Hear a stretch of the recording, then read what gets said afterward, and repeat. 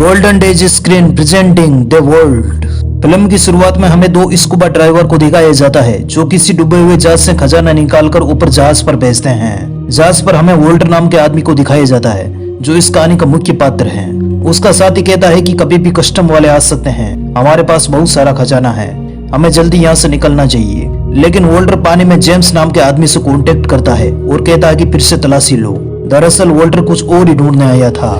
James जहाज के अंदर चला जाता है और थोड़ी ही देर में एक बॉक्स को निकालकर वोल्टर को दिखाता है। वोल्टर खुशी से उछल पड़ता है और फौरन ऊपर आने को बोलता है और सभी पार्टी करने लगते हैं। तभी स्पेनिश कस्टम वाले वहां आ जाते हैं और $60 मिलियन का खजाना और वो बॉक्स जब्त कर लेते हैं। अगले सीन में हमें कोर्ट रूम दिखाया जाता है। वहाँ मार्गरेट नाम की इंग्लैंड से एक मंत्री आई थी। दरअसल वोल्टर के इस मिशन में इंग्लैंड गवर्नमेंट भी उनका साथ दे रही थी। वोल्टर पर यह इल्जाम लगाया कि उसने स्पेन की सरकार के बिना परमिशन के उसके समुद्री इलाके में खोजबीन की, जो कि इलीगल है, और सबूत के अभाव में वोल्टर केस हार जाता है। कोर्ट रूम से निकलने के बाद मार्गरेट वोल्टर से कहती है कि हम तुम्हारी और कोई मदद नहीं कर सकते और तुम भी इसे भूल जाओ। और वो आगे कहती है कि वो कई बार फ्रांस आई है लेकिन उसने कभी आईफिल टावर को नहीं देखा। तब वोल्टर मार्गरेट से कहता है कि मैं तुम्हें रिकमेंड करूंगा कि तुम्हें फ्रांस का आईफिल टावर जरूर देखना चाहिए। अब वोल्टर ने ऐसा क्यों कहा ये आपको कहानी के अंत में समझ में आएगा। लेकिन वोल्टर अपने काम को काम नहीं फैशन समझता था। वो यूं ही इस खजाने और बॉक्स को गंवाना नहीं चाहता था। आगे की सीन में हमें दिखाया जाता है कि उस खजाने को हाई सिक्योरिटी के साथ स्पेन की सबसे बड़ी बैंक के वोल्ट में रखा दिया जाता है। आगे की सीन में हमें कैम्ब्रिज यूनिवर्सिटी को दिखाया जाता है जहाँ पर एक इंजीनियर पढ़ाई कर रहा होता है जिसका नाम होता है थॉम। थॉम एक जीनियस स्टूडेंट है। उसे कॉलेज में रोज बड़ी बड़ी कंपनियों के प्रपोजल आते हैं, लेकिन थॉम सभी को रिजेक्ट करता जाता है।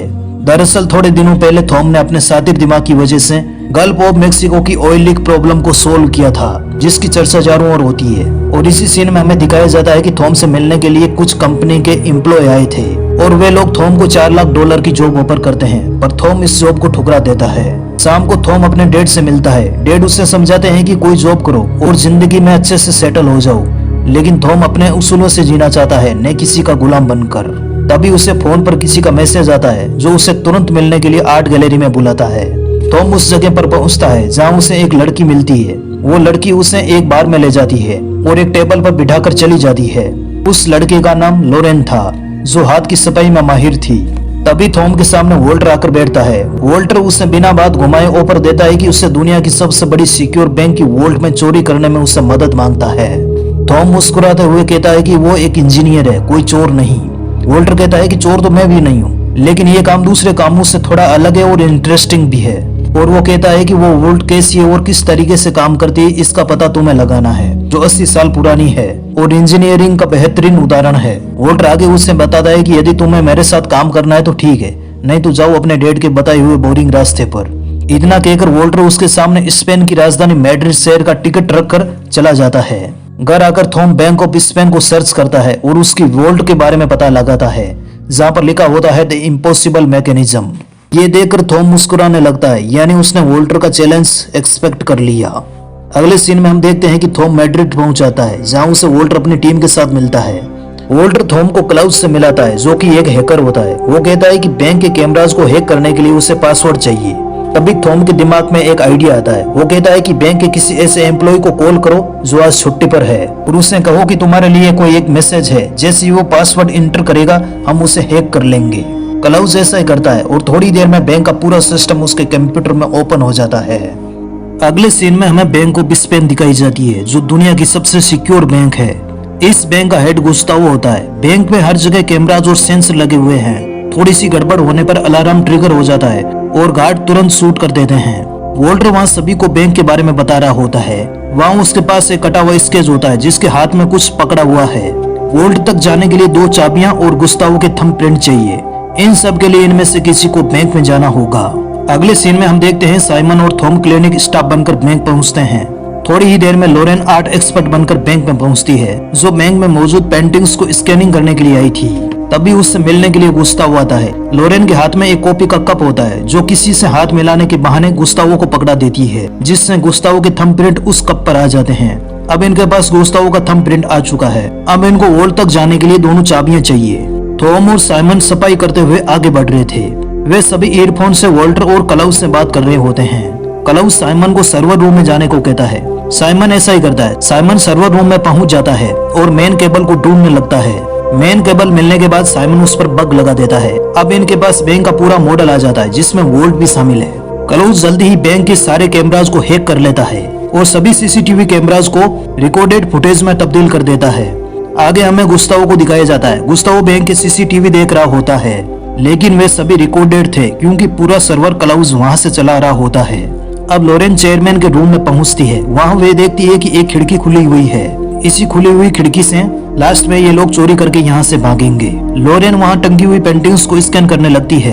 फिर मौका मिलते ही जल्दी ही एक लॉकर से एक चाबी निकालकर उसे भी स्कैन कर लेती है। चाबी वाला वीडियो गुस्तावो नहीं देख पाता क्योंकि वो एक रिकॉर्डेड फुटेज देख रहा होता है जो हर 90 सेकेंड में बदल जाता है। दूसरी तरफ थॉम बेसमेंट में एक कॉम्प्रेस रूम में पहुंचता है। वहाँ एक लंबी टेबल लगी हुई थी। थॉम तुरंत ही टेबल के नीचे चला जाता है जिसके नीचे वोल्ट होती है। टेबल के नीचे एक डिवाइस लगाता है और वोल्ट की स्कैनिंग शुरू हो जाती है।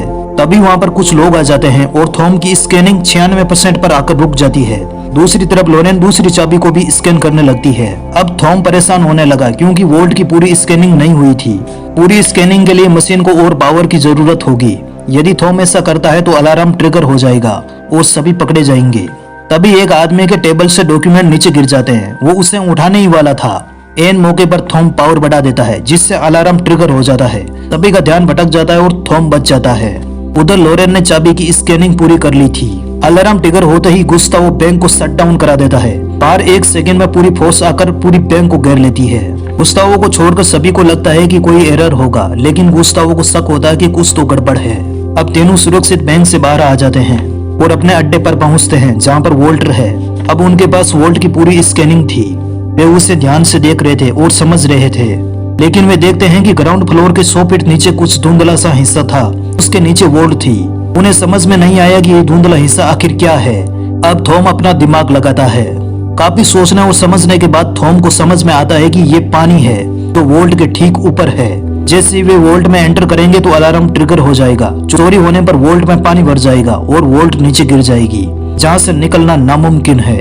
लेकिन यहाँ एक सरप्राइज था कि वोल्ट आखिर ट्रिगर कैसे होती है, क्योंकि सेंसर तो 80 साल पहले थे ही नहीं। अब थॉम सोच में पड़ जाता है और उस स्केच को देखने लगता है जिसके हाथ में कुछ पकड़ा हुआ था। थॉम उस स्केच को पूरा बनाने की कोशिश करता है और आखिर थॉम की मेहनत रंग लाई। थॉम उस स्केच को पूरा कर लेता है। स्केच पूरा होने के बाद एक बड़ी तराजू बनती है, यानी वोल्ट के नीचे एक बहुत बड़ी तराजू है। वोल्ट तराजू के तौर पर काम करता है। दरअसल जब कोई चोर वोल्ट में घुसेगा तो वोल्ट ट्रिगर हो जाएगा और वोल्ट में पानी भरना स्टार्ट हो जाएगा और सभी अंदर फंस जाएंगे। मतलब ये वोल्ट ही चोर का दुश्मन है। 2008 में फुटबॉल वर्ल्ड कप चल रहा था। फाइनल में स्पेन पहुंच चुकी थी। बैंक के बाहर एक बड़ी स्क्रीन लगाई हुई थी जहां पर मैच देखने के लिए हजारों लोग इकट्ठा होते थे। इधर गुस्तावो परेशान हो रहा था। उसे पता चल गया था कि बैंक में चोरी होने वाली है। फाइनल के दिन वहां पर लाखों लोग इकट्ठे होंगे, इसलिए गुस्तावो को लगा कि फाइनल के दिन ही बैंक में चोरी हो सकती है। मैड्रिड शहर सुरंगों के ऊपर बसा हुआ था और किसी एक सुरंग में वोल्ट की तराजू लगाई गई है। वोल्टर को समझ में आ जाता है कि किसी एक सुरंग में वोल्ट की तराजू है। दूसरी तरफ साइमन और जेम्स सुरंगों में बैंक की वोल्ट को ढूंढ रहे थे। तभी उन्हें वोल्ट मिल जाती है और वो देखते हैं कि वहाँ एक बहुत बड़ी मशीन है। दरअसल थॉम सही था, वो एक बहुत बड़ी तराजू थी। अब थॉम की बारी थी। थॉम तराजू का सॉल्यूशन ढूंढने के लिए दिन रात एक कर देता है। अगले दिन हम बैंक को देखते हैं। गुस्तावो सिक्योरिटी को 10 गुना कर देता है। थॉम और लोरेन एक बार में आते हैं। थॉम वहाँ देखता है कि एक वेटर ग्लास को ठंडा करने के लिए उस पर नाइट्रोजन स्प्रे कर रहा होता है। ये देखकर थॉम के दिमाग में एक आइडिया आता है। थॉम को सोल्यूशन मिल गया था। फिर थॉम सभी के सामने एक तराजू पर ग्लास रखकर उस पर नाइट्रोजन स्प्रे करता है। ग्लास फ्रीज हो जाती है और तराजू में वेट नहीं बढ़ता। ये देखकर सभी हैरान होते हैं। थॉम ने कहा कि ऐसे ही हम वोल्ट को फ्रीज करके वोल्ट को चकमा दे सकते हैं और इसके लिए 500 लीटर नाइट्रोजन की जरूरत पड़ेगी। जिस समय वे वोल्ट में चोरी करेंगे एक आदमी को नाइट्रोजन स्प्रे करनी होगी। अब वोल्टर और उसकी टीम के पास सभी चीजों के सॉल्यूशन आ गए थे, यानी 500 लीटर नाइट्रोजन, गुस्तावो के थंबप्रिंट और दोनों चाबियां। वो भी चोरी का दिन फाइनल वर्ल्ड कप को चुनते हैं। आखिर चोरी का दिन आ जाता है। बैंक के सामने का चौराहा लोगों से भर जाता है। एक बहुत बड़ी स्क्रीन पर फुटबॉल का विश्व कप स्टार्ट होने वाला था। स्पेन फाइनल का मैच खेल रही थी। सभी लोगों का उत्साह चरम पर था और सभी अपने देश को जिताने के लिए सेलिब्रेट कर रहे थे, क्योंकि ये तो हम जानते हैं कि यूरोप में फुटबॉल का क्रेज किस कदर है। सभी लोग अपनी टीम को जिताने के लिए हूटिंग कर रहे थे। अब थोरेन, लोरेन और जेम्स बैंक के डोम से बैंक में प्रवेश करते हैं। दूसरी तरफ क्लाउस भी अपने सिस्टम पर तैयार था। वो सीसीटीवी लूप को रिकॉर्डेड में दिखा रहा था। क्लाउस उन्हें ग्राउंड करता है। वे सभी एक रूम में जाते हैं। वहाँ डक के सारे आगे बढ़ते हैं। अब वे लिफ्ट के पास पहुंच जाते हैं और लिफ्ट से नीचे उतरते हैं। लिफ्ट खुलते ही उनके सामने वोल्ट थी, लेकिन शॉकिंग, यहाँ उनके बीच में एक बहुत गहरी खाई थी। लेकिन इसका भी इंतजाम उनके पास था। वे एक सीढ़ी लेकर आए थे और उस सीढ़ी को खाई के बीच में लगा देते हैं। सीढ़ी की सारे तीनों लोग एक एक करके आगे बढ़ने लगते हैं। थॉम काफी पीछे रह जाता है और बड़ी मुश्किल से तीनों उस खाई को पार करके वोल्ट के पास पहुंच जाते हैं। उसके बाद वे गुस्तावो के थंबप्रिंट और चाबियां दोनों एक साथ लगाते हैं और वोल्ट का दरवाजा खुल जाता है।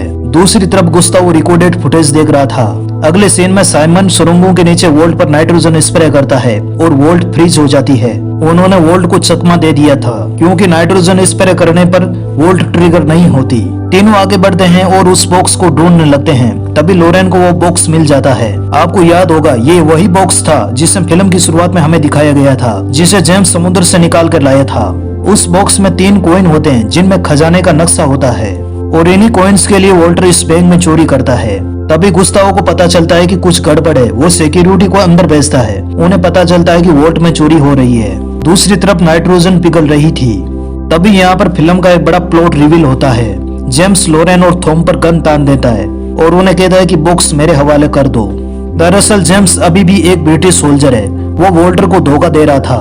वो इन कॉइन्स को लेने के लिए यहाँ आया था और इसी के लिए ही वोल्टर की टीम में शामिल होता है। टॉम बॉक्स जेम्स को देकर वोल्ट से बाहर निकलने की कोशिश करते हैं। तभी वहाँ पर एक दरवाजा बंद हो जाता है और तीनों वहीं फंस जाते हैं। अब सुरंगों में तराजू की पूरी नाइट्रोजन पिघल चुकी थी और अलार्म ट्रिगर हो जाता है।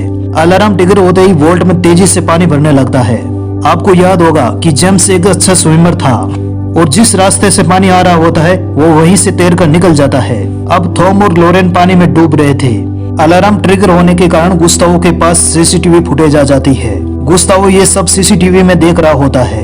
पानी अब थॉम और लोरेन के गले तक आ चुका था। वो किसी भी वक्त डूब सकते थे।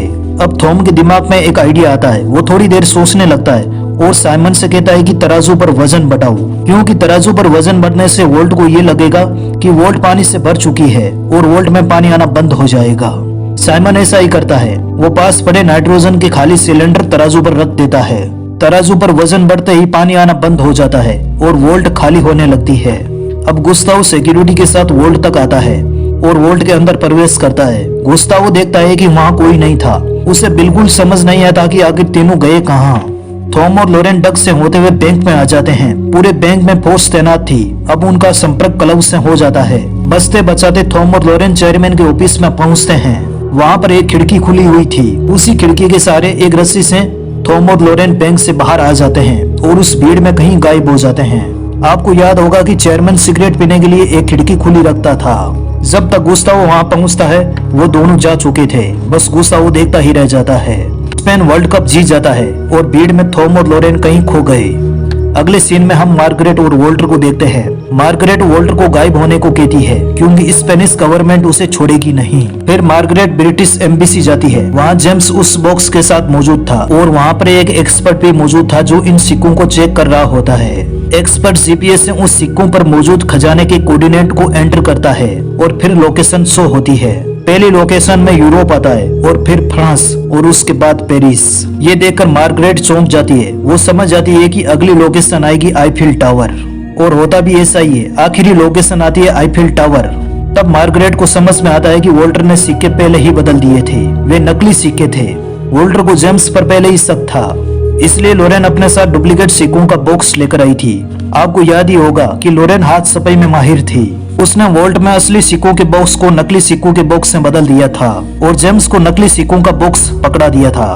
आपने फिल्म की शुरुआत में देखा था कि मार्गरेट ने कहा कि वो कई बार फ्रांस आई है लेकिन उसने कभी आईफिल टावर को नहीं देखा।